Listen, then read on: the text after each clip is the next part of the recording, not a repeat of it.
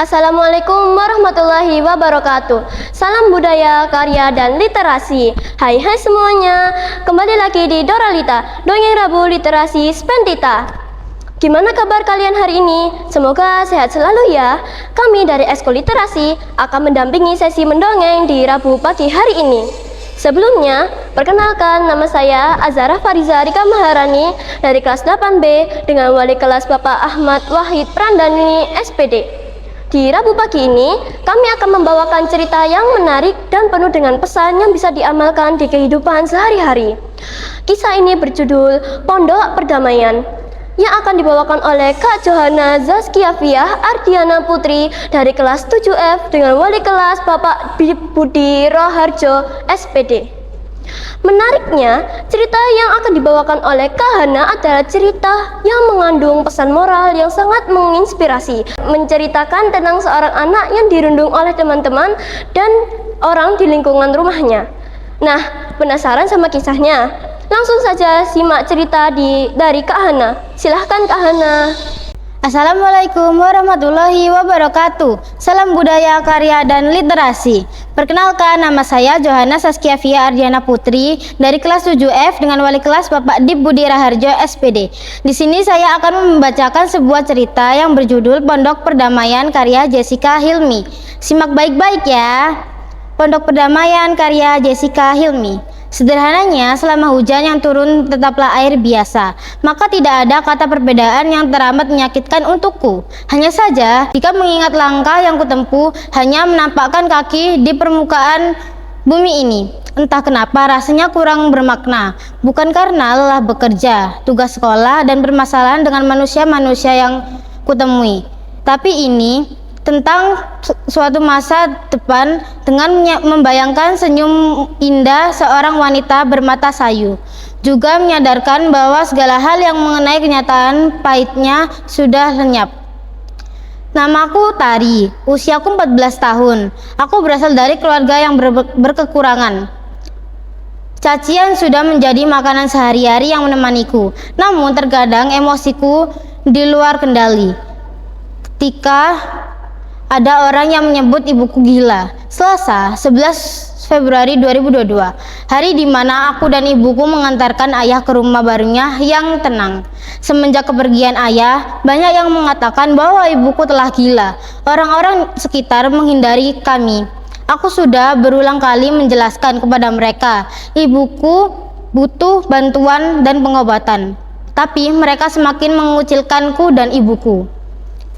Burung-burung berterbangan pada langit bergradasi jingga. Sama seperti hari-hari sebelumnya, melangkah mendekat tempat yang kusebut rumah. Aku memegang erat sisa koran dan uang yang akan aku memperoleh hari ini. Tidak banyak yang kudapatkan, namun aku harus tetap bersyukur. Heh Tari, lain kali kunci saja ibumu di dalam, bikin repot saja kalau kumat. Baru saja sampai di depan rumah, di depan pintu, aku disambut cacian tetangga.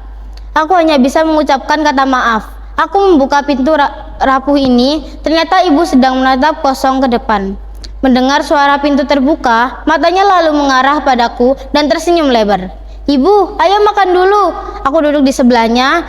Ibu menengok dan menerima suapan dariku. Ketika aku hendak menyuapinya lagi, tiba-tiba ibu menghentakkan tangannya ke piring hingga makanannya tumpah ke lantai. Aku menghela nafas. Ibuku tersesat di dunianya sendiri. Pijaran matahari di lembar langit telah menjulang. Embun sempurna menggelayu mesra di ujung dedaunan. Jam dinding menuju angka 5 tepat.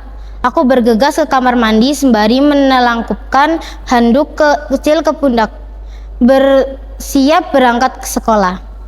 Ibu, nanti di rumah saja ya, sampai Tari pulang, ucap Liri sembari tersenyum melihat ibu. Tiba-tiba ibu menyentuh tanganku, menampakkan tatapan hangat. Aku kembali mengukir senyum tulus. Ibu, mungkin saat ini kita berada di masa sulit. Itu bukan salah ibu, memang sudah takdir. Doakan Tari ya Bu, agar bisa menjadi sukses di kemudian hari. Ucapku lalu dibalas anggukan pelan olehnya. Setibanya di sekolah, perasaanku sedikit lega karena gerbang sekolah belum ditutup. Tandanya aku tidak terlambat hari ini. Aku segera bergegas menuju kelas. Tari, anak orang gila, lihat! Sepatumu seperti mulut kerbau, tidak sekalian pakai sandal jepit bulukmu saja. Tiba-tiba seorang teman kelasku mengatakan itu sambil tertawa keras. Sontak semua mata menatapku sambil menertawakanku. Duh Tari, kamu ini sebenarnya tidak pantas sekolah di sini. Menginjakkan kaki saja tidak layak. Selain ibumu gila, dulu ayahmu hanya seorang badu jalanan kan? Tidak terasa air mataku mulai menetes. Aku segera berlari menuju bangku dan menundukkan kepalaku. Saat jam istirahat tiba, aku dipanggil oleh wali kelasku. Tari, bapak tahu kamu sedang berjuang untuk ibumu. Tapi beasiswamu bisa dicabut jika nilaimu terus turun seperti ini. Aku menundukkan kepala. Benar, dahulu nilai akademik merupakan prioritas utamaku. Namun sekarang aku juga harus bekerja sebagai penjual koran di sore hari. Hidup memaksaku untuk memilih antara pendidikan atau ibuku, dan aku memilih ibuku. Bahkan jika aku dihadapkan dengan jutaan pilihan, jawabanku takkan berbeda. Sepulang bekerja, aku jalan pelan menuju rumah. Angin dingin menusuk badanku yang lelah. Kekhawatiranku beasiswaku yang bisa dicabut saat itu benar-benar menghantui isi kepalaku.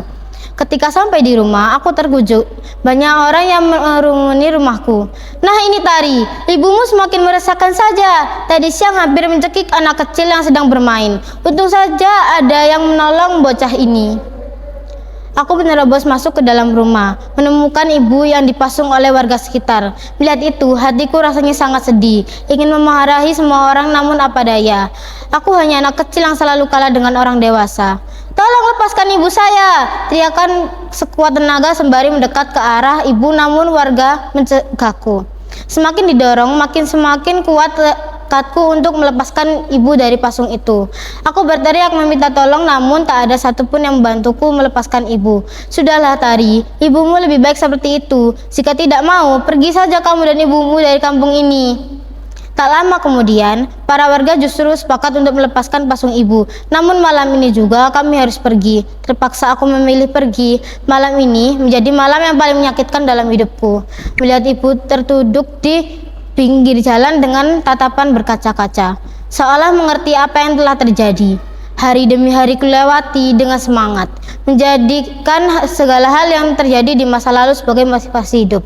Tak terasa waktu berjalan begitu cepat. Kejadian saat aku dan ibu diusir dari kampung sudah menjadi cerita 11 tahun yang lalu. Ibu Nusatari akan dinas di suatu desa yang terkena musibah banjir. Banjir di desa itu sedikit surut namun banyak warga yang membutuhkan bantuan medis. Ibu ikut tidak. Ibu pun menganggukkan kepalanya pertanda setuju. Kini kami berada di depan sebuah rumah yang sudah lama terbengkalai. Dinding rumah itu sudah rusak, penuh sarang laba-laba, sudah lama kami tinggalkan. Tiba-tiba ada seorang yang memanggil ibuku. Beliau adalah Bu Sari, tetanggaku yang dulu kerap kali mengatakan, "Untuk apa kamu bersekolah? Lebih baik rawat saja ibumu yang gila ini." Sungguh dahulu aku sakit hati dengan perkataan beliau. Namun lambat waktu membuatku sadar bahwa setiap hinaan yang ku dapat bisa dijadikan motivasi untuk semakin bersemangat mencapai cita-cita. Kini aku telah berhasil. Meski di desa aku memiliki beberapa pengalaman pahit, aku telah membantu membangun kembali desa ini. Banyak warga sekitar sangat merasa bersalah. Aku dan ibu mencegah segala permintaan maaf mereka dengan tulus tanpa menyimpan dendam sedikit pun. Dan rumah ayah dahulu, kini aku jadikan sebagai pondok untuk melakukan kegiatan penghijauan dan sosialisasi antara warga. Pondok itu aku beri nama Pondok Perdamaian. Dari Pondok Perdamaian, para warga kini mengetahui akan kesetaraan pendidikan antara laki-laki dan perempuan serta tidak memandang rendah hanya karena kondisi ekonomi. Dan para warga kini mulai menghilangkan perlakuan membedakan secara sengaja terhadap seseorang. Karena hal itu dapat menyebabkan seorang mengalami depresi hingga mengganggu kesehatan mental. Tamat.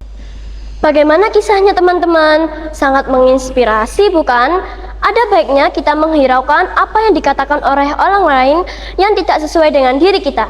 Jadikan semua cemoohan itu sebagai semangat dan motivasi untuk meningkatkan kualitas diri.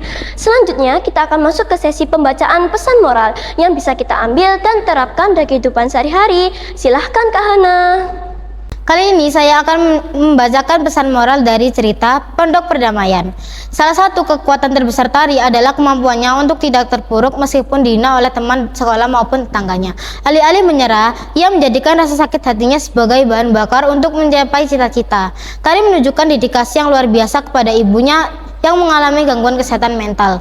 Ketika dihadapkan pada pilihan sulit antara pendidikan atau merawat ibunya, ia dengan tegas memilih ibunya. Meskipun pernah diusir secara paksa dan dipasung oleh warga desa, Tari memilih untuk kembali dan membantu membangun desa tersebut setelah ia sukses. Ia menerima permintaan maaf mereka dengan tulus tanpa menyimpan dendam sedikit pun.